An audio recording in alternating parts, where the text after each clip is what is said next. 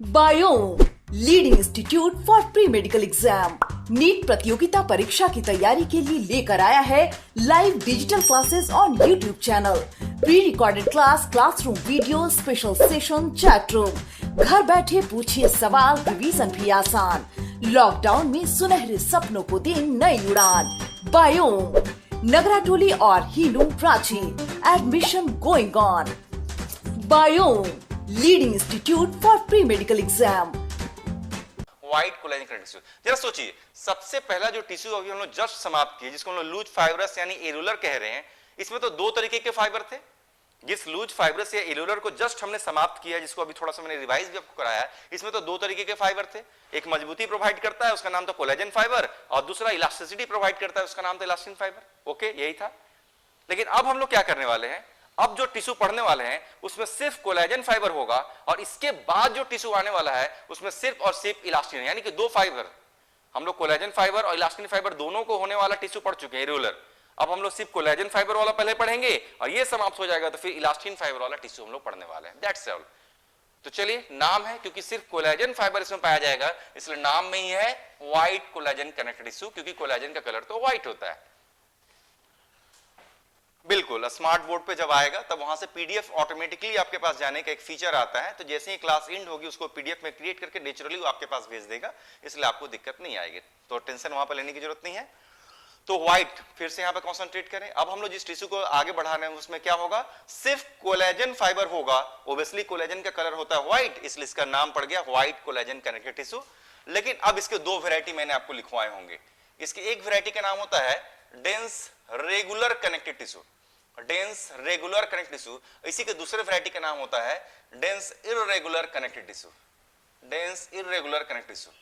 देखिए, नाम में ही आंसर है, यानी कि व्हाइट कोलेजन होगा, लेकिन इसमें व्हाइट कोलेजन जो फाइबर होगा कैसा रहेगा, रेगुलर तरीके से अरेंज दिखेगा, जबकि सेम व्हाइट कोलेजन फाइबर इसमें कैसा होगा, तो इसमें इररेगुलर तरीके से अरेंज होता हुआ दिखेगा। चलिए इमेज बना के देखते हैं, है ना। जैसे सपोज कीजिए तीन तरीके के सेल, तो तीन तरीके के सेल पाए जाते हैं ना इस टिश्यू में, तो तीनों सेल तो यहां पर भी होंगे। तो चलिए मैं एक काम करता हूं, ये मान लिया कि फाइब्रोब्लास्ट नाम का सेल है, और इसने जो फाइबर बनाया इसका नाम क्या है, कोलेजन फाइबर। ओके, इसी बीच में क्या है, कहीं ना कहीं मैक्रोफेजेस भी होंगे, इसी बीच में क्या होंगे, कहीं ना कहीं मास्ट सेल भी होंगे। लेकिन इसमें क्या होगा ना कि जो कोलेजन फाइबर है बिल्कुल भरे पड़े, देखिए एकदम पैरेलल में, एकदम एक दूसरे से रेगुलर तरीके से अगर आप देखेंगे, देखिए आपको अरेंज दिख रहे हैं, है ना। तो देखिए इस टिश्यू को पहले मैं बनाता हूं, फिर आप खुद समझ जाएंगे मैं क्या कर रहा हूं। ये देखिए कोलेजन फाइबर्स हैं, तो ये तो रूल ही कहता है कि जिस कनेक्टेड टिश्यू को हम लोग पढ़ रहे हैं इसमें तो तीनों तरीके के सेल होने चाहिए। तो ये देखिए आपको यहाँ पर अगर ध्यान से देखें तो आपको फाइब्रोब्लास्ट नाम का भी सेल दिख रहा है, अगर आप यहाँ पर ध्यान से देखें तो आपको मैक्रोफेजेस नाम का सेल भी दिख रहा है, अगर आप ध्यान से देखें तो आपको मास्ट सेल नाम का भी सेल दिख रहा है। लेकिन जरा सोचिए कि इसमें फाइबर कौन है, इसमें तो सिर्फ और सिर्फ कोलेजन फाइबर है ना। देखिए पूरा कोलेजन फाइबर, इसको मैंने यहाँ पे क्या किया, हर तरफ भर दिया, यानी कि कोई भी सेल अगर आप देख लें उसके चारों तरफ आपको क्या नजर आ रहा है, सिर्फ कोलेजन फाइबर नजर आ रहा है। क्या थोड़ा बहुत नजर आ रहा है कि भरा हुआ नजर आ रहा है, भरा हुआ नजर आ रहा है, क्योंकि सिर्फ कोलेजन फाइबर वो भी भरा हुआ नजर आ रहा है, इसलिए नाम में क्या है, डेंस। डेंस मतलब बहुत ज्यादा मात्रा में कोलेजन फाइबर है, लेकिन कैसा है, रेगुलर तरीके से अरेंज है ना, पैरेलल है ना, एक दूसरे को ओवरलैप नहीं कर रहा, क्रॉस नहीं कर रहा, इसलिए इसका नाम पड़ा डेंस, क्योंकि कोलेजन फाइबर बहुत मात्रा में है। रेगुलर क्योंकि एक दूसरे को क्रॉस नहीं कर रहे, ओवरलैप नहीं कर रहे, इसलिए इसका नाम है डेंस रेगुलर कनेक्टेड टिश्यू। तो व्हाइट कोलेजन कनेक्टेड टिश्यू की जो पहली वेरायटी, इसका नाम क्या हो गया, dense regular connected tissue. Just opposite पर आते हैं, लेकिन इसी व्हाइट कोलेजन कनेक्टेड टिश्यू की दूसरी वेरायटी का नाम है डेंस इरेगुलर। यानी क्या करना है, सिर्फ रेगुलर तरीके से जो कोलेजन फाइबर इसमें अरेंज है ना, उसको क्या करेंगे, यहां पर हम लोग इरेगुलर तरीके से अरेंज कर देंगे। यानी यहां पर कोलेजन फाइबर से एक दूसरे को क्या करेंगे, क्रॉस करेंगे, यहां पर क्या करेंगे, एक दूसरे को ओवरलैप करेंगे। तो ये होने वाला है। तो चलिए देख लेते हैं इसको कैसे होगा। फिर से मैं बनाता हूं, तीनों तरीके के सेल हम लोग बनाने हैं। तो मैंने क्या किया, यहाँ पे देखिए, चलिए शुरुआत करते हैं। तो इसको शुरुआत क्या, ऑलरेडी मैंने इसको समाप्त कर दिया। तो डेंस रेगुलर कनेक्टेड टिश्यू हम लोग पढ़ चुके हैं, डेंस इरेगुलर पढ़ चुके हैं। दोनों की मजबूती में कोई डिफरेंस नहीं है, दोनों की मजबूती एग्जैक्टली एक ही है। अब हम लोग को सिर्फ एग्जांपल्स पढ़ना है। तो मैं क्या करता हूं, दोनों तरफ से इमेज तो ऑलरेडी मैंने समझा दिया, सीधा यहाँ पे इसके एग्जाम्पल को लिखकर आपको समझाऊंगा, है ना। इसको भी मैं मिटा देता हूं, इसके एग्जाम्पल्स हम लोग यहाँ पर लिख लेंगे। तो इसका एग्जाम्पल क्या होगा, डेंस रेगुलर कनेक्टेड टिश्यू का दो काफी फेमस एग्जाम्पल है।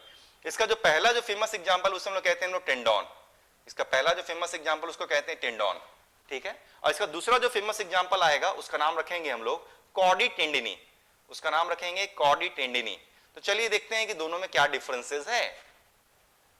मसल्स को बोन से जोड़ने वाला स्ट्रक्चर को ही टेंडोन कहते हैं। तो इमेजिन कीजिए कि मैंने क्या किया, एक मान लिया, चलिए मैंने एक छोटा सा बोन बना लिया है ना, छोटा सा इस तरीके से मैंने बोन यहां पर बना लिया, तो ये बोन है, और ये मान लेते हैं कि ये एक मसल है, एक मसल है। तो हम लोग तो जानते हैं कि मसल तो बोन से जुड़ते हैं, ये मसल दिख रहा है। तो मसल का जो आखिरी हिस्सा, ये देखिए मैं ब्लैक कलर से ड्रॉ कर रहा हूं, मसल का आखिरी हिस्सा जो जाकर बोन से कनेक्टेड होता है, इसी स्ट्रक्चर को हम लोग क्या कहते हैं, इसी स्ट्रक्चर को हम लोग कहते हैं टेंडोन। फिनिश्ड हो गया। तो अगर आप इस टेंडोन का स्ट्रक्चर को देख रहे होंगे तो आपको इसमें देखें आप ध्यान से, आपको देखिए बिल्कुल एक दूसरे से पैरेलल लाइन आपको नजर आ रहे होंगे, यानी एक दूसरे को ओवरलैप नहीं कर रहे हैं। यानी कि आप कोलेजन फाइबर्स कैसे अरेंज है, बिल्कुल रेगुलर तरीके से अरेंज है। क्या प्रोवाइड करेंगे, मजबूती प्रोवाइड करेंगे। मजबूती की जरूरत क्यों पड़ गई, क्योंकि जब मसल्स जब बोन को ऑपरेट करेंगे और अगर ये पोर्शन जिसे हम लोग टेंडोन कहते हैं, अगर ये मजबूत नहीं होगा तो मसल बोन से क्या होगा, टूटकर अलग हो जाएंगे। तो देखिए बिल्कुल मौत हो सकती है इसमें व्यक्ति की। तो देखिए पहला एग्जांपल मैंने आपको बता दिया है, वो क्या होगा, टेंडोन, और इसी स्ट्रक्चर को हम लोग कहते हैं tendon. That means what exactly are tendons? These tendons are nothing but the structures which connects muscles with bone. Muscle को बोन से कनेक्ट करने वाला स्ट्रक्चर को ही टेंडोन कहते हैं।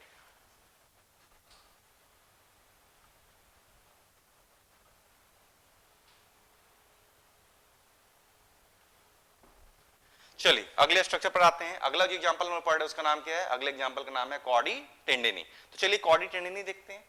कॉडी टेंडिनी कहां है, हार्ट में है। टेंडोन्स कहां पर है, जो मसल को बोन से जुड़े उसे हम लोग कहते हैं टेंडोन। लेकिन कॉडी टेंडिनी कहां पर होगा, तो कॉडी टेंडिनी होगा हार्ट के अंदर। तो चलिए इसका स्ट्रक्चर को मैं मिटाता हूं। पहला एग्जांपल मैंने टेंडोन्स आपको बता दिया। दूसरा एग्जांपल आते हैं, कॉडी टेंडिनी यहां पर लिखा हुआ ऑलरेडी एग्जांपल है हार्ट में। जब मान लेते हैं हम लोग अपने सीधे मैमेलियन यानी ह्यूमन हार्ट की सीधे बात करेंगे, बाकी एनिमल्स को हम लोग को कंसीडर करने की जरूरत ही नहीं है।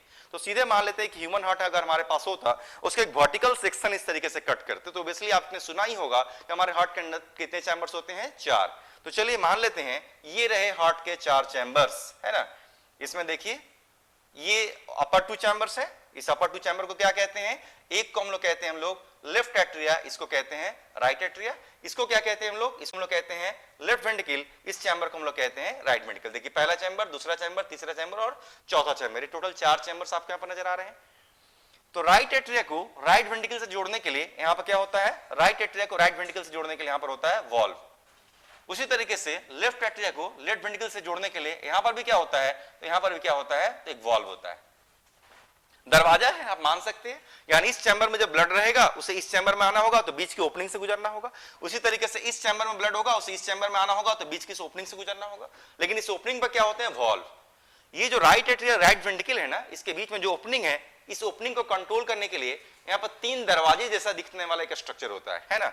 यानी 3 दरवाजा, इसके पास टोटल दरवाजे जैसे कितने स्ट्रक्चर दिखेंगे, 3, जो ऊपर से नीचे की तरफ खुलते हैं। इसलिए इस वॉल्व को कहा जाता है ट्राइकस्पिड वॉल्व।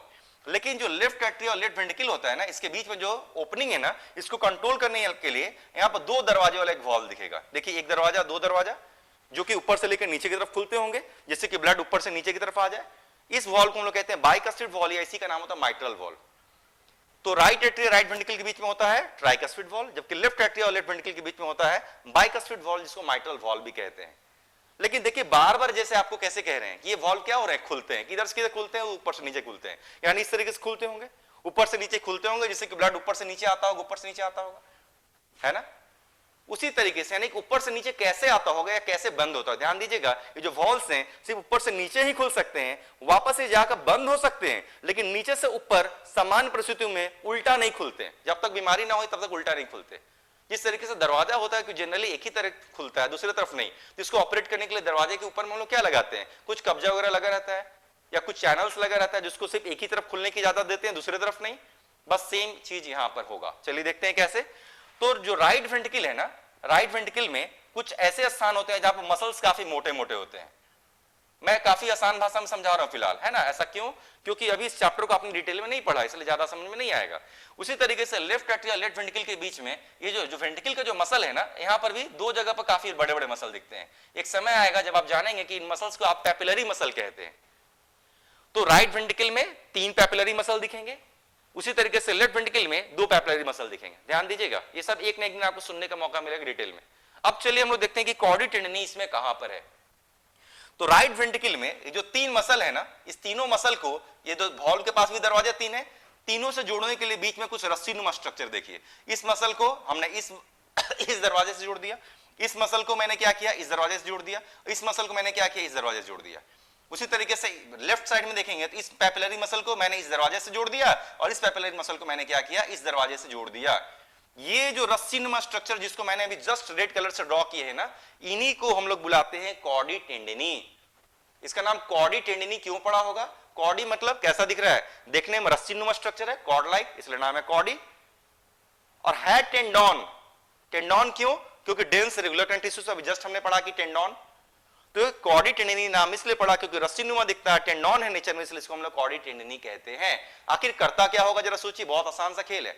ये पैपिलरी मसल जो है ना, जो वेंट्रिकल के वाल में क्या करेंगे, कॉन्ट्रैक्ट, यानी क्या करेंगे, ये कॉन्ट्रैक्ट। तो जैसे ही पैपिलरी मसल कॉन्ट्रैक्ट करेंगे, इस कॉर्डी टेंडिनी को क्या करेगा, खींचेगा ऊपर से नीचे, और जैसे ही कॉर्डी टेंडिनी को खींचा जाएगा, ये दरवाजे ऊपर से नीचे खुल जाएंगे। यानी कि ये कॉर्डी टेंडिनी वो रस्सी नुमा स्ट्रक्चर है जो किसके द्वारा ऑपरेट किए जा रहे हैं, तो ये पैपिलरी मसल के द्वारा ऑपरेट किए जा रहे हैं। और करेंगे क्या, तो ये ट्राइकस्टिड वॉल्व और बाइकस्टिड वॉल्व के जो दरवाजे हैं, इसको ऊपर से नीचे तो खोल देंगे और वापस नीचे से ऊपर जाकर बंद तो कर देंगे, और ये इसको रेगुलेट करने की कोशिश कर रहे हैं जिससे कि ब्लड सिर्फ ऊपर से नीचे ही आ सके, बस। यानी अगर पैपिलरी मसल ने कॉर्डी टेंडिनी को खींच दिया होगा तो राइट एट्रिया का ब्लड राइट वेंट्रिकल में आ जाएगा। वैसे ही इधर के पैपिलरी मसल ने अगर इन कॉर्डी टेंडिनी को खींच दिया होगा, इधर के वॉल्व खुल जाएंगे और राइट लेफ्ट एट्रिया का ब्लड कहां पर आएगा, लेफ्ट वेंट्रिकल में चला आएगा। तो चलिए, डेंस रेगुलर कनेक्टिव टिश्यू के आपके दो ही एग्जांपल हो गए। इसका पहला एग्जांपल आपको दिख रहा था टेंडोन और दूसरा एग्जांपल दिख रहा है कॉर्डी टेंडिनी।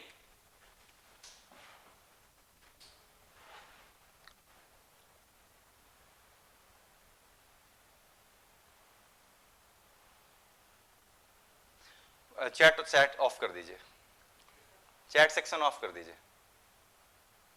गुंडागर्दी करने आए हो या आवारागर्दी करने आए हो तो इसके लिए रोड पर मिलो, है ना, रोड पर जाओ, बेहतर है। पढ़ने की शायद आप लोगों की इच्छा है नहीं, तो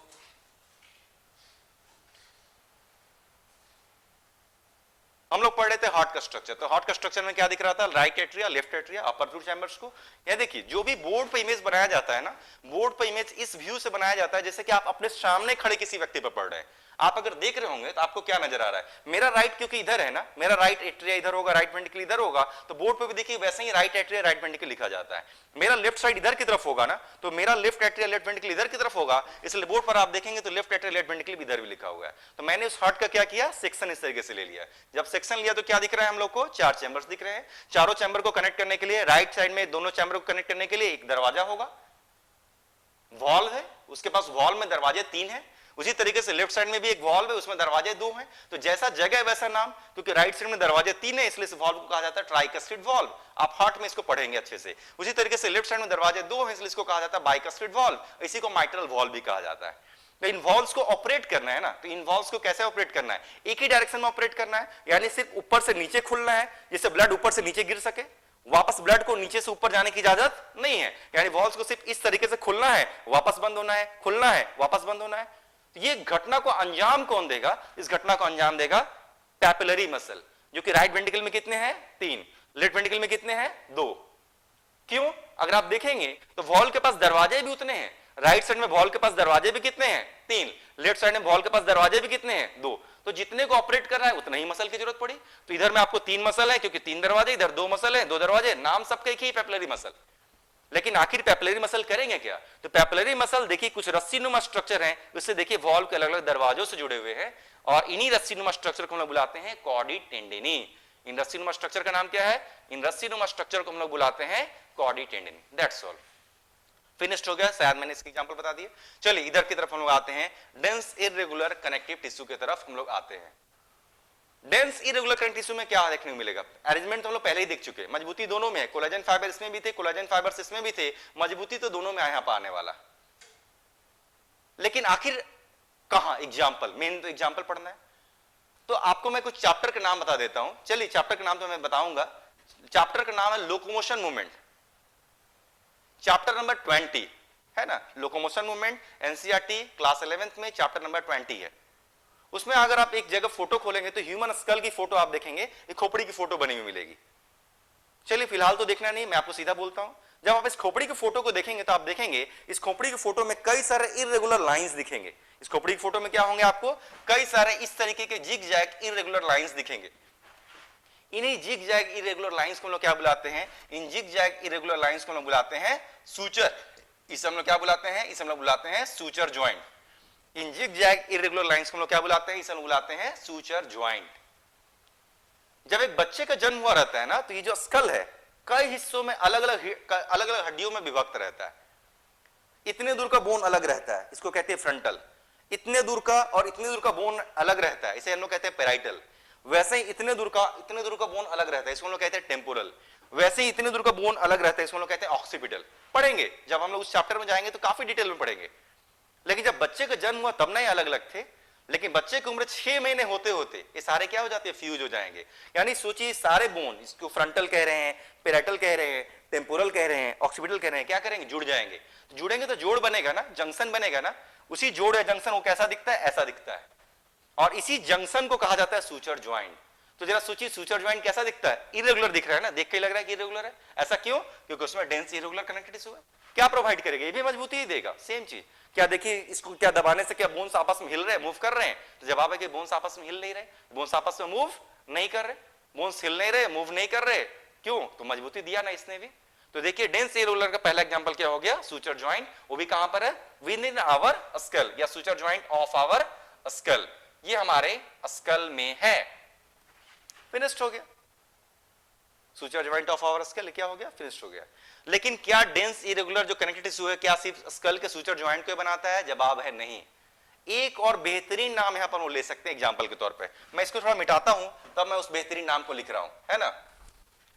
एक और बेहतरीन नाम ये बनाता है, उस बेहतरीन नाम को क्या कहते हैं हम लोग, उसको हम लोग कहते हैं सीथ। सीथ।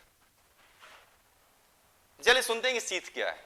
हमारे शरीर में बहुत सारे ऐसे इंटरनल ऑर्गन्स है ना जिसके बाहर में कुछ प्रोटेक्टिव कवरिंग बनी हुई है।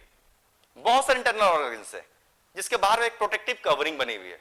उन सारे प्रोटेक्टिव कवरिंग को मिलाकर एक वर्ड में अगर कुछ नाम देना होगा उसी को कहते हैं हम लोग सीथ। जैसे मुझे जहां तक ध्यान आ रहा है, आप लोग breathing and exchange of gases chapter भी आपका चल रहा है। तो देखिए लंग्स के बाहर में कवरिंग है ना, प्लूरा है ना। तो प्लूरा क्या है, प्लूरा भी सीथ का एग्जांपल है। सीथ का मतलब होता है कवरिंग। किसी भी ऑर्गन स्ट्रक्चर के बाहर की कवरिंग को मिलाकर एक साथ कहेंगे तो कहेंगे सीथ। जैसे लंग्स के बाहर की कवरिंग को क्या बुला रहे हैं, प्लूरा। हार्ट जब पढ़ेंगे तो हार्ट के बाहर भी कवरिंग होगी, उसको बुलाएंगे पेरिकार्डियम। कार्टिलेज पढ़ेंगे ना, उसके बाहर भी कवरिंग होगी, पेरिकॉन्ड्रियम। बोन पढ़ेंगे उसके बाहर भी कवरिंग होगी, पेरिऑस्टियम। आई पढ़ेंगे, आई में भी सबसे बाहर की कवरिंग होगी, उसका नाम होगा स्क्लेरा।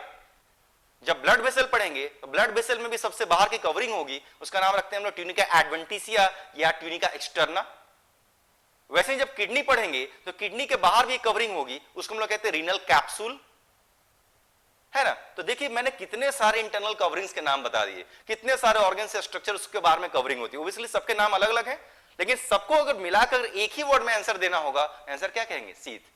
यानी कि dense irregular white collagen continuous तो क्या बनाता है, किसी भी ऑर्गन यानी इंटरनल स्ट्रक्चर की बाहर की कवरिंग बनाता है। इसको अलग अलग नाम से संबोधित भी किया जाता है, लेकिन एक भाषा में कहेंगे तो उसे क्या कहेंगे, सीथ। क्या इससे उस ऑर्गन यानी स्ट्रक्चर को फायदा हुआ, बहुत फायदा हुआ ना, प्रोटेक्शन मिला, क्योंकि कोलेजन फाइबर की कवरिंग है जो कि उसे स्ट्रेंथ प्रोवाइड करेगी, और स्ट्रेंथ प्रोवाइड करने होने की वजह से उसे डैमेज नहीं होगा। तो देखिए इसके एग्जांपल फिनिश हो गया। हम लोग को व्हाइट कोलेजन में इतना ही पढ़ना था। हम लोग का व्हाइट कोलेजन कंटिन्यूस टिश्यू खत्म हो गया। इसमें क्या मिला, दोनों में, इसकी दो वैरायटी में सिर्फ और सिर्फ कोलेजन फाइबर मिला, मजबूती दे रहे हैं। और अगला टिश्यू पर हम लोग जंप कर रहे हैं, उसका नाम होगा येलो इलास्टिन कनेक्टिव टिश्यू। यानी इसमें तो सिर्फ कोलेजन था और अगले टिश्यू में क्या होगा, सिर्फ इलास्टिन फाइबर होगा।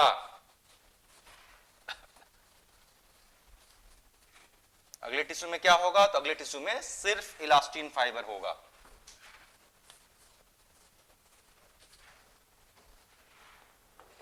Yellow elastin connective tissue. तो चलिए मैंने हेडिंग लिख दिया, येलो इलास्टिन कनेक्टिव टिश्यू। शुरुआत करते हैं, नाम से लग रहा है कि सिर्फ इलास्टिन होगा, चलिए बनाते हैं इसी तरीके से। मैंने क्या किया, एक फाइब्रोब्लास्ट बना लिया, लेकिन ये कौन सा फाइब्रोब्लास्ट है, इलास्टिन फाइबर बनाता होगा। तो इलास्टिन फाइबर कैसे होते हैं, स्मॉल होते हैं, थिक होते हैं, स्ट्रेट। यानी ये इलास्टिन फाइबर है, स्मॉल है, थिक है, स्ट्रेट है। और कैसे होते हैं, ब्रांच होते हैं। तो स्मॉल, थिक, स्ट्रेट, ब्रांच इस तरीके से रहते हैं। कभी भी ग्रुप में नहीं पाए जाते हैं। देखिए ये अलग है, ये इससे अलग है, ये इससे अलग है, हालांकि ब्रांच है लेकिन सभी एक दूसरे से अलग है। यानी इसमें हमें क्या देखने को मिल रहा है, फाइब्रोब्लास्ट, और इसने क्या बनाया है, सिर्फ इलास्टिन फाइबर बनाया है। इसी बीच में क्या देखने को मिलेंगे, इसी बीच में हम लोग को देखने को मिलेगा मैक्रोफेजेस भी होंगे कहीं कहीं, और इसी बीच में और क्या होंगे, तो कहीं ना कहीं मास्ट सेल बिखरे होंगे। क्या करते होंगे, सेम वही काम जो कि हर जगह किया करते हैं। तो यहां पर सिर्फ फाइब्रोब्लास्ट क्या बना रहे हैं, elastin fibre, small thick straight branch, elastin protein से बना होगा, कलर होगा येलो, इलास्टिसिटी प्रोवाइड करेगा, स्ट्रेंथ नहीं देगा। साथ साथ मैक्रोफेजेस फैगोसाइटोसिस करेगा, साथ साथ मास्ट सेल जो कि मैट्रिक्स भी बनाएगा, और संग संग हेपेरिन, हिस्टामिन और सेरोटोनिन भी सिक्रीट करने की क्षमता रखता है। और इसी टिश्यू का नाम पड़ गया येलो इलास्टिन कनेक्टेड टिश्यू। क्या दे सकता है, क्योंकि सिर्फ इलास्टिन फाइबर है ना, सिर्फ इलास्टिसिटी दे सकता है, मजबूती नहीं दे सकता। तो चलिए देखते हैं सीधा। तो एग्जाम्पल मैंने इमेज से आपको समझा दिया, जो दिख रहा है बस वही बोलना था, जिसको ऑलरेडी मैंने बोल दिया। अब सीधे इस पे जंप करते हैं, इसके एग्जाम्पल्स क्या क्या होंगे। तो इसके एग्जाम्पल क्या क्या होंगे, चलिए एग्जाम्पल देखते हैं क्या क्या होगा। जैसे कि हम लोग क्या पढ़ रहे हैं, ट्रैकिया पढ़ रहे हैं। देखिए हम लोग breathing and exchange of gases में देखिए एयर के पैसेज है, ट्रैकिया है, प्राइमरी ब्रोंकाई वगैरह सब पढ़े हैं। तो क्या लग रहा है, जब भी एयर अंदर जाते होंगे, एयर निकलते होंगे, तो हवा के जो रास्ते हैं क्या वो फैलते होंगे या सिकुड़ते होंगे कि नहीं, बिल्कुल फैलते सिकुड़ते हैं। तो बिल्कुल फैलते सिकुड़ते हैं। तो कार्टिलेज की लाइनिंग तो है ना, तो कार्टिलेज क्या करता है, कार्टिलेज सिर्फ इनको कोलैप्स होने से रोकता है। कार्टिलेज के बस इतना ही काम है, कार्टिलेज सिर्फ हवा के रास्तों को कोलैप्स होने से रोकता है। लेकिन जरा सोचिए, बार बार हवा अंदर जा रहे हैं, हवा बाहर निकल रहे हैं, तो हवा के रास्ते क्या करते हैं, बार बार फैलते हैं सिकुड़ते हैं, फैलते हैं सिकुड़ते हैं, फैलते हैं सिकुड़ते हैं। यानी इसमें क्या है, इलास्टिसिटी है। इलास्टिसिटी क्यों है, क्योंकि एयर के इन पैसेज में क्या छुपा हुआ है, एयर के इन पैसेज में येलो इलास्टिन कनेक्टिव टिश्यू छुपा हुआ है। जरूरी था, इलास्टिक होना जरूरी था। अगर इमेजिन कीजिए अगर हार्ड होते और एयर जब प्रवेश करने की कोशिश करता तो क्या होता, फ्रिक्शन होता, फट जाते। तो देखिए पहला एग्जांपल मैंने बता दिया, पहला एग्जांपल क्या होगा, found in wall of air passage, wall of air passage, हवा के जो भी रास्ते हैं जहां से हम लोग सांस लेते हैं या सांस छोड़ते हैं, उस वॉल में पाया जाता है। खत्म हो गया पहला एग्जांपल। जरा फिर से सोचिए, लंग्स पर आते हैं। लंग्स का भी स्ट्रक्चर हम लोग पढ़ चुके। तो बेसिकली लंग्स है तो लंग्स में भी तो कनेक्टिव टिश्यू का प्रयोग हुआ होगा। तो अगर लंग्स में अगर कनेक्टिव टिश्यू का प्रयोग हुआ होगा तो किसका प्रयोग हुआ होगा, सेम इसी कनेक्टिव टिश्यू का प्रयोग हुआ होगा। क्योंकि लंग्स भी बार बार क्या करते हैं, फैलते हैं सिकुड़ते हैं, जिंदगी भर उन्हें फैलना है सिकुड़ना है, जिंदगी भर फैलना है सिकुड़ना है। यानी लंग्स के वाल में भी क्या है, इलास्टिसिटी। तो लंग्स के वाल में इलास्टिसिटी क्यों है, क्योंकि उसके वाल में भी सेम यही टिश्यू है। तो देखिए दूसरा एग्जाम्पल मैंने बता दिया आपको, कहां पर है, wall of lungs, wall of lungs, lungs के वाल में भी पाया जाता है। तीसरे एग्जांपल पर आते हैं। जब हम लोग आर्टरी और वेन्स का स्ट्रक्चर पढ़ेंगे, आगे जाकर मौका आएगा जब आपको पढ़ने का, मैं खुद पढ़ा दूंगा। जब आर्टरी और वेन का स्ट्रक्चर पढ़ेंगे तो आप देखेंगे उसमें टोटल लेयर्स कितने होंगे, 3। आर्टरी में भी टोटल 3 लेयर्स होते हैं, वेन्स में भी टोटल 3 लेयर्स होते हैं। हालांकि वहां पे डिफरेंस होते हैं स्ट्रक्चर में, है ना। तो जब पढ़ेंगे डिटेल में तब होगा, लेकिन फिलहाल तो सुनने के लिए इतना ही कि आर्टरी में भी 3 लेयर्स हैं, वेन्स में भी 3 लेयर्स हैं। तो आर्टरी और वेन्स के जो 3 लेयर्स हैं, क्या वो आपस में चिपके हुए हैं या नहीं, बिल्कुल चिपके हुए हैं। तो आर्टरी हो या वेन्स हो, लेयर्स कितने मिलेंगे, 3। और तीनों लेयर्स आपस में क्या है, चिपके हुए हैं। किसकी मदद से चिपके हुए हैं, सेम यही येलो इलास्टिन कनेक्टिव टिश्यू की मदद से चिपके हुए हैं। जरूरी भी था ना, क्योंकि आर्टरी वेन में क्या क्षमता है, आर्टरी वेन को हमेशा फैलना है सिकुड़ना है, यानी उसे बार बार क्या करना है, उसे डायलेट होना है कॉन्स्ट्रिक्ट होना है, फैलना है सिकुड़ना है, डायलेट होना है कॉन्स्ट्रिक्ट होना है, फैलना है सिकुड़ना है, डायलेट होना है कॉन्स्ट्रिक्ट होना है। तो ये तो तभी ना पॉसिबल है जब उसके वाल में इलास्टिसिटी हो, और उसके वाल में इलास्टिसिटी किसकी वजह से है, तो येलो इलास्टिन कनेक्टिव टिश्यू की वजह से। फिनिश्ड हो गया। यानी तीसरा क्या लिख सकते हैं, present between layers of blood vessels, क्योंकि 3 लेयर के आर्टरीज और वेन्स होते हैं। तो तीसरा एग्जांपल हो गया present between layers of blood vessels, layers of blood vessels. Finished हो गया। इसके यही 3 एग्जांपल आपको मुख्यतः याद रखने हैं, और यही 3 पूछता भी, इससे ज्यादा नहीं पूछता। तो देखिए अभी हम लोगों ने समाप्त किया येलो इलास्टिन कनेक्टेड टिश्यू। हम लोग का हेडिंग क्या है, मैं सिर्फ एक बार तेजी से रिकैप कर रहा हूं। कनेक्टिव टिश्यू प्रॉपर पढ़ रहे हैं। कनेक्टिव टिश्यू प्रॉपर किसे कहते हैं, जिसमें जेल लाइक मैट्रिक्स होता है। उसमें सबसे पहली वैरायटी थी एरोलर यानी लूज फाइब्रस, दोनों फाइबर थे, पढ़ा चुके। दूसरी वैरायटी थी व्हाइट कोलेजन, जिसमें सिर्फ कोलेजन था, पढ़ा चुके। तीसरी वैरायटी है इलास्टिन फाइबर है, येलो इलास्टिन, ये भी पढ़ा चुके। हालांकि अभी 3 टिश्यू और इस हेडिंग में बचे हैं। तो चलिए येलो इलास्टिन के बाद अब जिस टिश्यू पर हम लोग जंप कर रहे हैं उसका नाम होगा एडिपोज कनेक्टिव टिश्यू। तो अब हम लोग शुरुआत करने जा रहे हैं एडिपोज कनेक्टिव टिश्यू पे।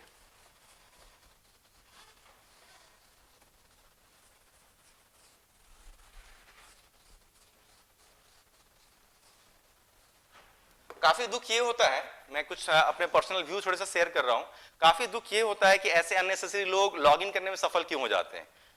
कहीं ना कहीं आप ही इसके लिए जिम्मेदार हैं, आप ही उनके लिंक को शेयर करते हैं। आपके ग्रुप में जो स्टूडेंट्स हैं, उन्हीं स्टूडेंट्स में से किसी ने इसको लिंक शेयर किया होगा, क्योंकि इसके पास वो लिंक जाने का कोई ऑप्शन ही नहीं था। और देखिए कितना बड़ा नुकसान है, आप अपने पैर पर कुल्हाड़ी मार रहे हैं। आपने उस अननेसेसरी व्यक्ति को आगे बढ़ाने की वजह से क्या हुआ, अब आप क्वेश्चन चाह के भी नहीं पूछ पा रहे। तो अगर आपको अपना नुकसान नहीं करना है तो इसके लिए आपको ही खुद जिम्मेदारीपूर्ण रवैया अपनाना होगा, है ना। आप खुद अपना ही नुकसान, मैं ये नहीं कह रहा हूं कि सभी लोग हैं, लेकिन इसी में से एक या दो होंगे जो इस परेशानी में लिप्त होंगे और जिनकी वजह से सबका नुकसान हो रहा है। खुद वो अपना भी नुकसान शायद करा बैठा होगा आज, है ना। तो चैट सेक्शन बंद होने से मुझे भी तकलीफ है कि कुछ जो जेन्युइन स्टूडेंट्स हैं उनके क्वेश्चंस ना पहुंचेंगे ना मैं बताऊंगा, लेकिन मेरे पास भी और कोई ऑप्शन अभी बच नहीं रहा इसके अलावा। तो चलिए फिर से आगे बढ़ाते हैं, अगले टिश्यू को लेते हैं। अगले टिश्यू का नाम है adipose connective tissue. Adipose connective tissue में किसी एक खास तरीके के सेल को हम लोग डील करेंगे, है ना। तो इस एडिपोज कनेक्टिव टिश्यू में क्या होगा, इसमें खास तरीके के सेल को डील करेंगे। उस खास तरीके के सेल का नाम होगा एडिपोज सेल्स। उस खास तरीके के सेल का नाम होगा एडिपोज सेल्स। और इसी को हम लोग क्या कहते हैं, फैट स्टोरिंग सेल्स भी कहते हैं। एडिपोज सेल्स को क्या कहेंगे, फैट स्टोरिंग सेल्स। मैं इसे मिटा दूंगा थोड़ी देर में, है ना, ध्यान देना है। तो एडिपोज कनेक्टिव टिश्यू में क्या होगा, एडिपोज कनेक्टिव टिश्यू में एक खास तरीके के सेल को हम लोग पढ़ने जा रहे हैं। इस खास तरीके के सेल का नाम होगा एडिपोज सेल्स, यानी फैट स्टोरिंग सेल्स। लेकिन इस एडिपोज कनेक्टिव टिश्यू के कितने वैरायटी हैं, इस एडिपोज कनेक्टिव टिश्यू के 2 वैरायटी हैं, है ना। एडिपोज कनेक्टिव टिश्यू के कितने वैरायटी हैं, तो एडिपोज कनेक्टिव टिश्यू के 2 वैरायटी है। ऑलरेडी मैंने नाम आपको लिखा हुआ है, फिर से मैं यहां पर लिख देता हूं। इसमें पहली वैरायटी जो हम लोग पढ़ेंगे उसका नाम होगा मोनोलोकुलर एडिपोज कनेक्टिव टिश्यू। और इसी के जो दूसरी वैरायटी होगा उसका नाम रखेंगे हम लोग पॉलीलोकुलर एडिपोज कनेक्टिव टिश्यू। यानी कि इसकी भी 2 वैरायटी हैं। जैसा व्हाइट कोलेजन में 2 वैरायटी थे, रेगुलर और इरेगुलर, वैसे ही एडिपोज में भी 2 वैरायटी हैं। एक का नाम हो रहा है मोनोलोकुलर और दूसरे का नाम होगा पॉलीलोकुलर।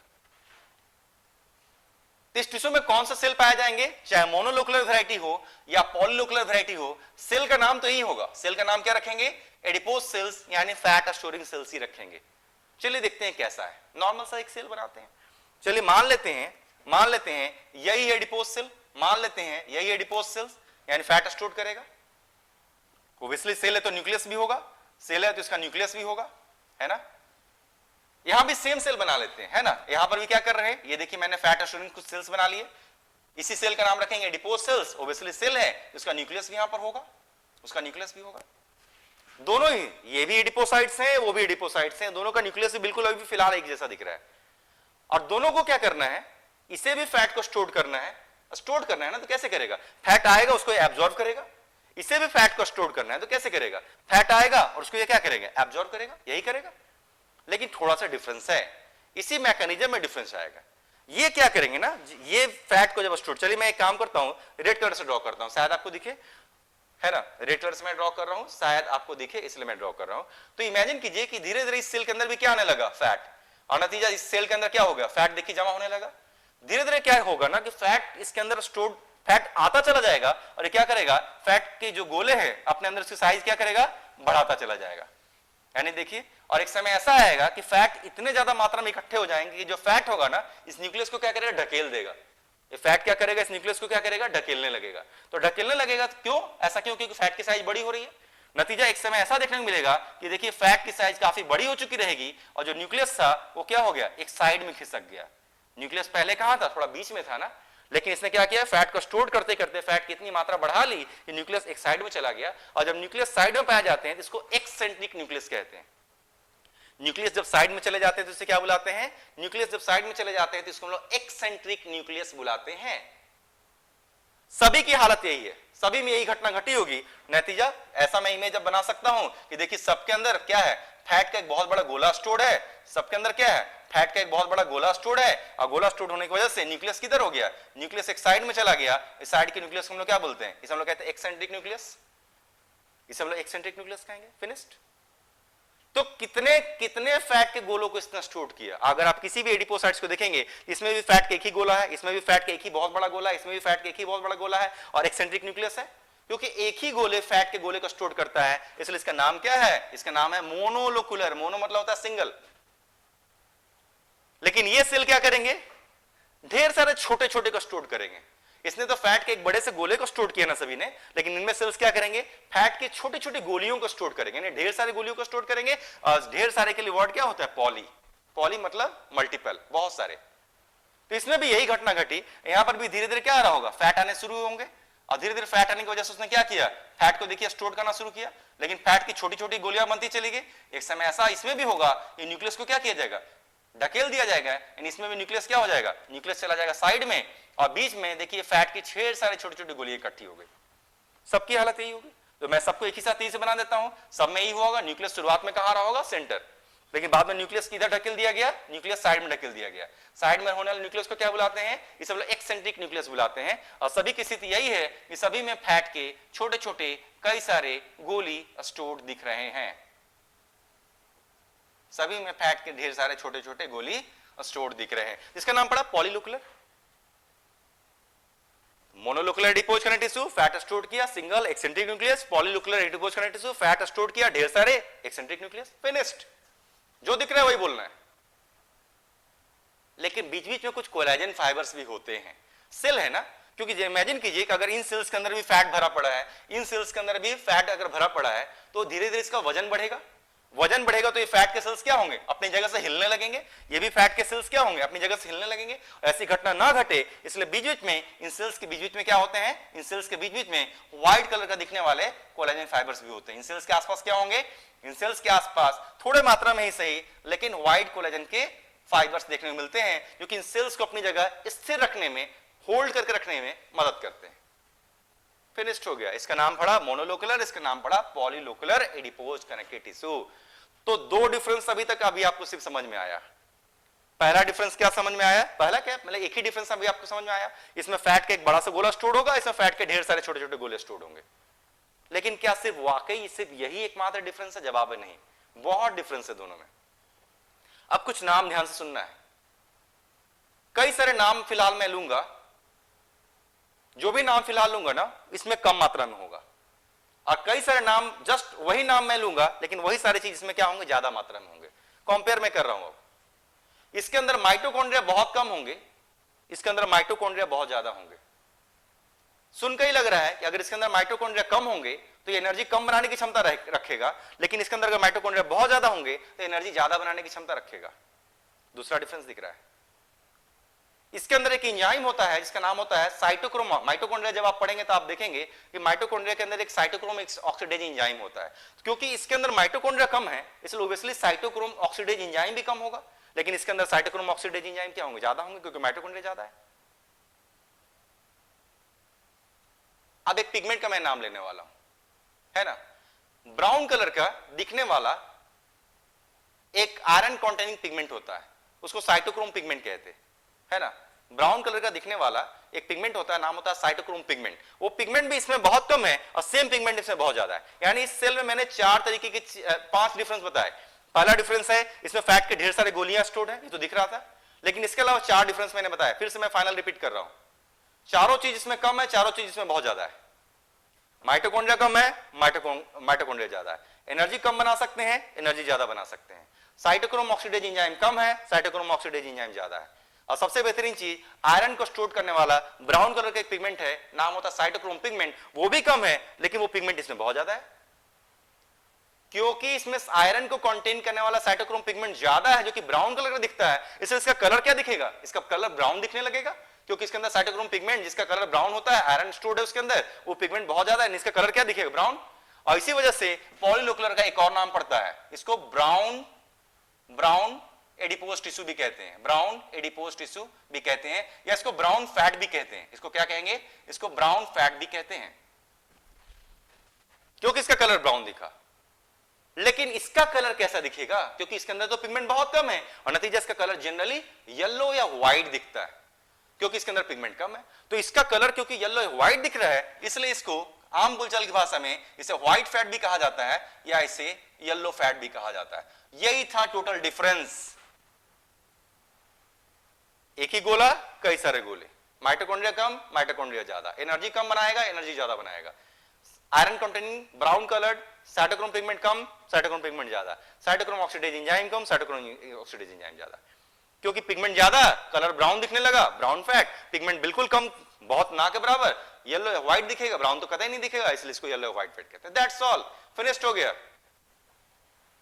लेकिन मुख्यतः मैंने क्या रखता है, एग्जांपल्स पूछेगा, कहां पर हैं। तो चलिए पहले क्या हम करते हैं, हम लोग, हमारे शरीर में तो यही है, हमारे शरीर में क्या है, हमारे शरीर में मोनोलोकुलर वैरायटी है, तो क्यों हम लोग सिर्फ इसी मोनोलोकुलर वैरायटी के एग्जांपल्स को पढ़ ले, सिर्फ यही है, सिर्फ इसी के एग्जांपल को पढ़ लेते हैं हम लोग। बाद में देखता हूं कि इसके एग्जांपल कहां पर आएंगे। तो इसका पहला एग्जांपल कहां है, क्या हमारे स्किन के ठीक नीचे, क्या हमारे स्किन के ठीक नीचे लूज फाइब्रस यानी एलुलर कनेक्टिव टिश्यू था, बिल्कुल था, सबसे पहला टिश्यू यही पढ़े। तो हमारे स्किन के नीचे जहां पर लूज फाइब्रस यानी एलुलर कनेक्टिव टिश्यू था ना, उसी बीच बीच में ये वाला भी होता है। यानी कि जहां पर लूज फाइब्रस कनेक्टिव टिश्यू होते हैं, जहां पर एलुलर कनेक्टिव टिश्यू होते हैं, जो कि स्किन के ठीक नीचे होते हैं, ठीक उसी जगह पर ये मोनोलोकुलर या व्हाइट फैट या येलो फैट की भी क्लियर होती है ना।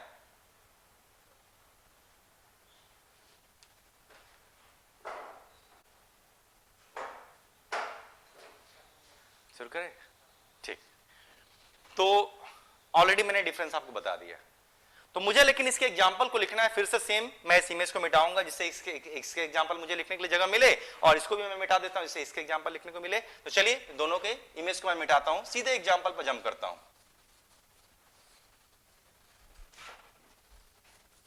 सीधे एग्जांपल पर मैं जंप करता हूं।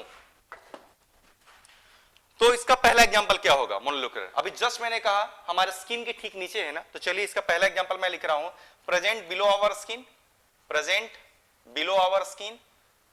कहां पर, जहां पर एलुलर थे वहीं पर थे, वहीं पर उसी जगह पर है, लेकिन इसका एक स्पेशल नाम है।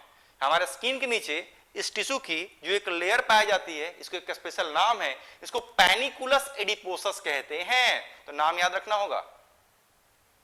तो पहला एग्जांपल मैं लिखने जा रहा हूं, प्रेजेंट बिलो आवर स्किन, कहां पर, जहां पे एलुलर थे वहीं पर, एंड नोन एज, लेकिन इसका स्पेशल नाम क्या है, एंड नोन एज, इसको हम लोग कहते हैं पैनिकुलस एडिपोसस। यानी कि इस टिश्यू का एक स्पेशल नाम वहां पर पड़ गया, जो स्किन के नीचे है, उसे कह रहे हैं पैनिकुलस एडिपोसस। जैसे ही आपने ये नाम कहा कि हाँ भाई स्किन के नीचे इस टिश्यू के लेयर है, इसको पैनिकुलस एडिपोसस कहते हैं, जैसे ही आपने ये नाम कहा होगा ना, वैसे ही आपसे फंक्शन पूछ देगा कि आखिर करता क्या है। चलिए मान लिया स्किन के नीचे है, एलुलर के संग है, इसका एक स्पेशल नाम है पैनिकुलस एडिपोसस, सब कुछ सही है, लेकिन करता क्या है, आंसर तो देना होगा। होम्योथर्मी है ना। हमारे शरीर के अंदर जो तापमान है ना, जो हीट है ना, वो शरीर के अंदर ही रहे, वो बाहर ना निकल जाए। आप तो जानते ही हैं हम लोग के शरीर के अंदर का तापमान लगभग कांस्टेंट है। फ़ारेनहाइट में अगर आप देखेंगे तो लगभग 96.5 डिग्री जो फ़ारेनहाइट होता है, इसको एक नॉर्मल बॉडी टेम्परेचर माना जाता है। हालांकि परसेंट टू परसेंट थोड़े बहुत ऊपर नीचे होते ही हैं, लेकिन लगभग 96.5 डिग्री फ़ारेनहाइट क्या है, नॉर्मल बॉडी टेम्परेचर है। कभी आपने सोचा ऐसा क्यों? क्योंकि रूल यही कहता है कि शरीर के ये जो फैट की लेयर है ना, शरीर के अंदर की हीट को बाहर निकलने ही नहीं देती जरूरत से ज्यादा। अगर ज्यादा हीट बनेगा तब निकलने देगी, और कम हीट बनेगा तो निकलने नहीं देगी। यानी कि लेयर क्या कर रहा है कि हमारे शरीर के अंदर के तापमान को कांस्टेंट बना के रखने की कोशिश कर रहा है। तो आंसर क्या होगा, ये पैनिकुलस एडिपोसस क्या करता है, आपको क्या लिखना होगा, मेंटेन्स या हेल्प्स इन मेंटेनिंग, क्या करता है, मेंटेन करता है या हेल्थ से मेंटेनिंग करता है। किस लिए, शरीर के तापमान को कांस्टेंट बनाकर रखने के लिए, और कांस्टेंट तापमान बनाकर रखने की इस प्रक्रिया को हम लोग कहते हैं होम्योथर्मी। तो क्या लिखेंगे, मेंटेन्स होम्योथर्मी। चलिए देखिए इसका पहला एग्जांपल हम लोग पढ़ लिए। दूसरे एग्जांपल पर आते हैं। सबसे भारी मैमल, हम लोग तो जमीन पर पाए जाने वाले छोटे मोटे मैमल है ना, लेकिन सबसे भारी मैमल पूरे दुनिया में कौन है, व्हेल। व्हेल आपने सुना होगा, पानी में तैरती हैं। तो सोचिए सबसे भारी मैमल व्हेल है और वो पानी में तैरती है, मैमल है ना, पानी में तैरती है। तो एक तो उसका शरीर इतना भारी भरकम है कि उसको तो डूब मरना चाहिए, क्योंकि पानी में तैरना एक आसान काम तो नहीं इतना भारी चीज का। तो जो व्हेल नाम की जो मैमल है पानी में तैरती है, कभी सोचा आपने क्यों, कैसे तैरती है? उसके साथ दो परेशानियां आ सकती है। पहली परेशानी ये आ सकती है कि पानी में डूब सकती है क्योंकि शरीर भारी भरकम है, और दूसरी परेशानी ये आ सकती है कि वो भी तो मैमल है ना, पानी में तैर रही, उसको ठंड लग जाएगी। लेकिन क्या ऐसी घटना घटी? ऐसी घटना नहीं घट रही। तो व्हेल के साथ ऐसी घटना क्यों नहीं घट रही? सेम वही मामला है। जैसे हमारे स्किन के नीचे फैट की एक लेयर है, इसका नाम मैंने क्या रखा, पैनिकुलस एडिपोसस। वैसे ही व्हेल के स्किन के नीचे भी फैट की बहुत मोटी लेयर है। व्हेल के स्किन के नीचे फैट की बहुत मोटी लेयर है, लेकिन उसका नाम बदल जाएगा, उसका नाम होता है ब्लबर। तो चलिए पहले मैं उस लाइन को लिखता हूं। तो सेकंड एग्जांपल क्या हो सकता है? Present below skin of whale, है ना, प्रेजेंट किसके नीचे है? Below skin of whale. Skin of whale क्या कहते हैं? तो लिखेंगे नोन एज, उसका नाम होता है ब्लबर। उसे क्या कहते हैं? उसे हम लोग कहते हैं ब्लबर। और ये ब्लबर करता क्या है? तो ब्लबर दो फंक्शन को अंजाम देता है। ब्लबर करता क्या? तो ब्लबर भी दो फंक्शन को अंजाम देता है, क्योंकि फैट की मोटी सी लेयर है ना, यानी उसके भी शरीर के तापमान को बाहर नहीं निकलने दे रहा होगा। यानी कि भले ही पानी ठंडी हो बाहर की, लेकिन व्हेल का शरीर क्या रहेगा? गर्म, क्योंकि उसके शरीर के तापमान बाहर नहीं निकल पा रहा है। यानी यहां पर भी पहला फंक्शन क्या हो गया? मेंटेन्स होम्योथर्मी। मेंटेन्स होम्योथर्मी, यहां पर भी सेम फंक्शन। हमारे स्किन में भी, इसके नीचे भी यही काम कर रहा है। व्हेल में जो ब्लबर है ये भी सेम काम कर रहे हैं, लेकिन एक और काम कर रहे हैं। आपने देखा होगा ना, फैट क्या करते हैं? पानी पे तैरते हैं। पानी के ऊपर अगर आप कुछ तेल के बूंदे डाल देंगे तो क्या करेंगे? ऊपर फ्लोट करेंगे, बुयंसी है उनके पास, तैरते हैं, हल्का रहता है। सेम मामला, अगर व्हेल के स्किन के नीचे ब्लबर नहीं होती ना, तो उसके शरीर में बुयंसी नहीं आती अच्छे से, उसका शरीर काफी भारी भरकम हो जाता, नतीजा पानी में डूब जाती, मर जाती, मौत हो जाती। और नतीजा उसके शरीर को क्या कर रहा है? बुयंसी दे रहा है, हल्का बना रहा है, और वो पानी में आराम से ऊपर की तरफ फ्लोट करती है। तो देखिए, इसी जो ब्लबर है इसका दूसरा फंक्शन क्या हो गया? Helps in swimming. तो सेकंड फंक्शन हो गया हेल्प्स इन स्विमिंग, उसको तैरने में मदद करती है जिससे पानी में ना डूब जाए। दैट्स ऑल, फिनिश्ड हो गया। और कहां पर है? क्या ये जो मोनोलोकुलर वैरायटी और किसी मैमल में है? ऊंट में है। ऊंट पे आपने देखा होगा, ऊंट की पीठ उठी हुई रहती है ना। ऊंट की जो पीठ होती है, पीठ पे क्या देखते हैं आप? देखते हैं थोड़ा सा उभार होता है। इस उभार को क्या कहते हैं? इसे आप कहते हैं हम्प, HUMP, हम्प। उस हम्प के नीचे क्या होता है? उस हम्प के नीचे भी फैट की यही वैरायटी रहती है, जो व्हाइट या येलो कलर के दिखते हैं, लेकिन थोड़ा सा काम यहां पर डिफरेंट है। वाटर होल्ड करते हैं वहां पर। फैट तो होल्ड है ही, लेकिन बहुत ज्यादा मात्रा में वाटर को भी होल्ड करने की क्षमता रखती है, क्योंकि ऊंट को रेगिस्तान के माहौल में रहना है, और नतीजा वाटर प्रिजर्व करना बहुत जरूरी भी है, खासकर क्योंकि जब उसे पानी बिल्कुल नहीं मिलेगी, गर्मी काफी ज्यादा प्रचंड होगी, काफी प्रबल होगी, तो वैसी स्थिति में उसी से वो वाटर डिराइव करता है। फैट है, लेकिन उसे वाटर का रिलेशन है। क्या साइंस है? ये हम लोग के साइंस से परे है, जरूरत नहीं है हम लोगों को, ऐसा कभी पूछता भी नहीं है। जो लोग वेटनरी पढ़ते होंगे शायद बेहतर समझाते होंगे, मेरे पास उसके लिए बहुत ज्यादा आंसर नहीं है, मैं उसको दिमाग नहीं लगाता। लेकिन बस तीसरा एग्जांपल क्या हो गया? हम्प ऑफ कैमल, क्योंकि यहां पर हम लोग सिर्फ एग्जांपल से मतलब है, दैट्स ऑल। तो उम्मीद करते हैं कि यहाँ पर किसी को भी जानवर पढ़ने की इच्छा तो नहीं होगी, होनी भी नहीं चाहिए, बड़ा खतरनाक एरिया है वो सब। आदमी पढ़ने के लिए आए हैं तो बेहतर है आदमी पर ही कॉन्सेंट्रेट करें। तो इसके तीन एग्जांपल आपके हो गए। पहला हमारे स्किन के नीचे है, कहते हैं पैनिकुलस एडिपोसस, तापमान मेंटेन करेगा। दूसरा व्हेल के स्किन के नीचे भी है, उसे कहते हैं ब्लबर, फिर से तापमान मैनेज करेगा, और संग संग उसे इसके शरीर को हल्का बनाएगा। और तीसरा ऊंट में जो हम्प होते हैं उसके नीचे भी सेम होता है, वाटर होल्ड का कुछ रिलेशन है, दैट्स ऑल। फिनिश करते हैं। पॉलीलोकुलर, इसका एग्जांपल कहां पर है? क्योंकि इसके पास माइटोकॉन्ड्रिया ज्यादा है, क्योंकि इसके पास एनर्जी बनाने की बहुत ज्यादा क्षमता है। मतलब साफ है कि कुछ ऐसे एनिमल्स में आप इसको इमेजिन कर सकते हैं जो कि काफी एक्टिव होते हैं। जैसे अपने आसपास के कुछ एग्जांपल्स हम लोग सोच कर देखते हैं। स्क्विरल, गिलहरी, देखिए अक्सर उछलते रहती है। वैसे ही चूहा, रैट वगैरह, ये भी अक्सर उछलते रहते हैं। तो जो रैट हैं, स्क्विरल हैं, उनके शरीर में जो फैट की वैरायटी है ना, वो पॉलीलोकुलर वैरायटी होती है। वो कैसी वैरायटी है? पॉलीलोकुलर वैरायटी है, यानी कि एनर्जी से बनाने संबंध है। उतने एक्टिव क्यों है? एक्टिव इसलिए क्योंकि उनके शरीर में एनर्जी ज्यादा है। और उतनी एनर्जी क्यों है? क्योंकि उनके शरीर में ब्राउन फैट स्टोर्ड है, और ब्राउन फैट होने से, क्योंकि माइटोकॉन्ड्रिया बहुत ज्यादा है, एनर्जी काफी तेजी से बनता है। तो देखिए इसका भी पहला एग्जांपल मैंने आपको बता दिया। ये found specially in small sized mammals like rat, squirrel, ये पाए जाएंगे। यानी इसका पहला एग्जांपल मैंने आपको बता दिया कि रैट, स्क्विरल के शरीर में होते हैं, दैट्स ऑल। अब आते हैं सेकंड एग्जांपल पर। ये सेकंड एग्जांपल बड़ा बेवकूफी भरा एग्जांपल है। कुछ लोगों का या कई सारे किताबों का ये मानना है, मेडिकल साइंस की बुक्स की हम लोग बात कर लेते हैं, कि जो न्यूली बॉर्न चाइल्ड होते हैं, ह्यूमन में भी है ना, ह्यूमन के भी जो न्यूली बॉर्न चाइल्ड होते हैं, जो नवजात बच्चे होते हैं, उनके शरीर में भी कहा जाता है कि ब्राउन फैट थोड़ा सा होता है। और धीरे धीरे वो ब्राउन फैट आगे जाकर व्हाइट फैट में कन्वर्ट हो जाएगा। यानी जैसे जैसे उम्र बढ़ेगी, ब्राउन फैट फिर किस में कन्वर्ट हो जाएगा? तो ब्राउन फैट वापस व्हाइट फैट में कन्वर्ट हो जाएगा, है ना। यानी कि अब ये कॉन्ट्राडिक्टरी पॉइंट है, लेकिन फिर भी मैंने देखा है कि ऐसे क्वेश्चंस आपके पास मिलते हैं। तो अगर कहीं आपको ये लिखा मिल जाए कि also found in new born child, है ना, also found in new born child, अगर ये आपको कहीं पर मिल जाए या न्यू बॉर्न चाइल्ड में कौन सा फैट है, तब आपको नंबर क्योंकि पाना है, इसलिए आप वहां पर पॉलीलोकुलर आंसर दे दीजिएगा, बेहतर होगा आपके लिए। हालांकि कॉन्ट्राडिक्टरी पॉइंट है, लेकिन ऐसे क्वेश्चन भरे पड़े हैं। हर जगह बेवकूफ भरे पड़े हैं। तो जितने ऑथर्स हैं जिसके आप क्वेश्चन को सॉल्व करते हैं उसमें से ही बहुत सारे ऑथर्स बेवकूफ हैं। चीटिंग करके लोग किताब अक्सर छापते हैं। आज के डेट में किसी को इच्छा हो जाती है कि मुझे राइटर बनना है, ऑथर बनना है, तो क्या करते हैं कि 10-12 किताब लेकर जुगाड़ करते हैं और सब में से कुछ कुछ क्वेश्चंस को चोरी करते हैं, लेकर के एक नई किताब छाप देते हैं।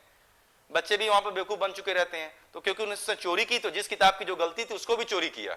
उसने ये थोड़े देखा कि किसका आंसर सही है किसका आंसर गलत है, कहां पर जेन्युइन क्वेश्चन है कहां पर जेन्युइन क्वेश्चन नहीं है। उसने तो क्या किया कि सबको बस कुछ कुछ कंपाइल किया और लेकर एक किताब छाप दिया। तो आजकल की ज्यादा किताबें इसी तरीके से छपती हैं जिसमें एक ऑथेंटिक क्वेश्चन नहीं मिलते, वो चोरी का नतीजा होते हैं। अगर सही क्वेश्चन चोरी हो गया तो आंसर भी सही मिल जाएगा, गलत क्वेश्चन चोरी होगा तो गलत आंसर मिल जाएगा। नतीजा आपने देखा होगा, अक्सर इस चीज को देखा होगा, एक ही क्वेश्चन 2 किताब में है, किसी में ऑप्शन ए को सही मानता है, किसी में दूसरे ऑप्शन को सही मानता है। बड़ी अजीब सी हरकत है, जबकि आंसर तो दोनों में एक ही होना चाहिए था, है ना। तो इसकी वजह मुख्यतः यही होती है। लेकिन जो भी है, हम लोग को अभी उस झमेले में नहीं पड़ना है। हम लोग को बस इसी से मतलब है कि अगर ये पूछे तो आंसर क्या, तो कहीं भी पूछे न्यू बॉर्न चाइल्ड तो आप मान लीजिएगा कि उसमें पॉलीलोकुलर वैरायटी एग्जांपल होगा। दैट्स ऑल, फिनिश्ड हो गया हम लोग का। एडिपोज हमने फिनिश किया। अब एडिपोज के बाद जिस टिश्यू पर हम लोग जंप कर रहे हैं इसका नाम होगा पिगमेंटेड कनेक्टिव टिश्यू। चलिए देखते हैं पिगमेंटेड कनेक्टिव टिश्यू क्या है।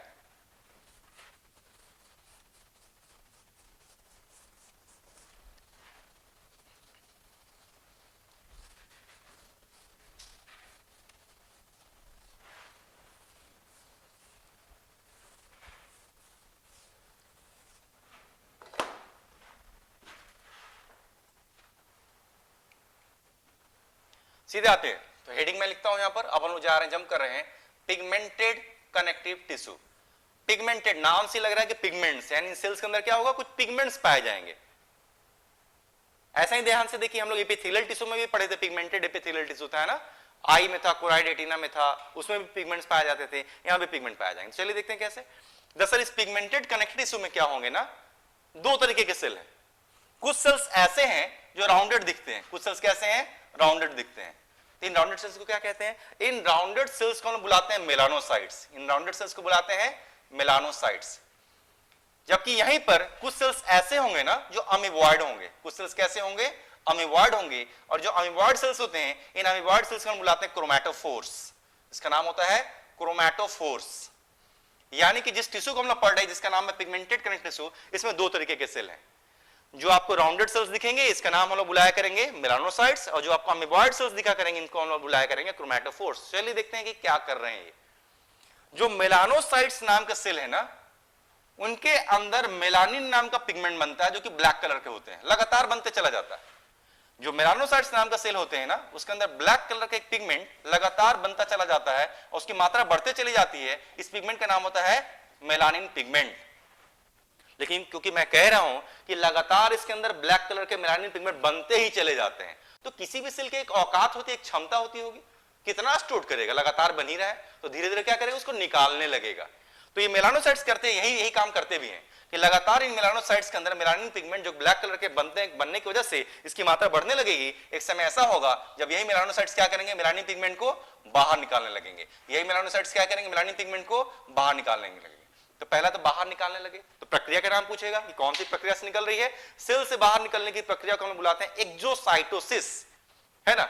यानी कि फंक्शन मेलानोसाइट्स का क्या हो गया, मेलानोसाइट्स के 2 फंक्शन हो गए।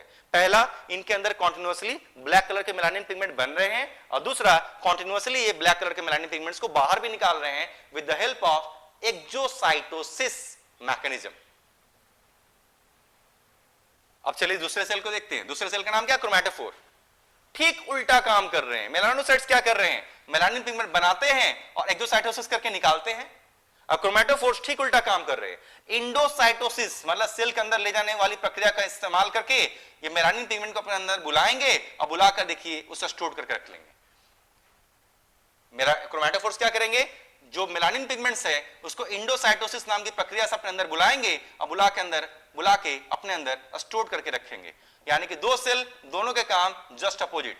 मेलानोसाइट्स मेलानिन पिगमेंट बना रहे हैं, ब्लैक कलर वाला पिगमेंट है, और एक्सोसाइटोसिस से निकाल रहे हैं। ठीक उल्टा क्रोमैटोफोर्स इंडोसाइटोसिस करके मेलानिन पिगमेंट को अपने अंदर ला रहे हैं और लाकर स्टोर कर ले रहे हैं।